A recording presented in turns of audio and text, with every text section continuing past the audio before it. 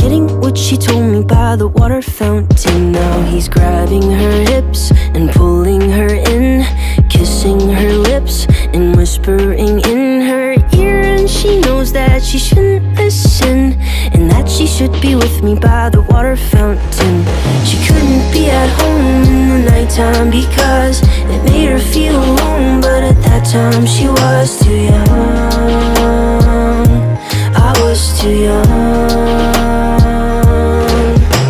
I should have built a home with a fountain for us the moment that she told me that she was in love. Too young.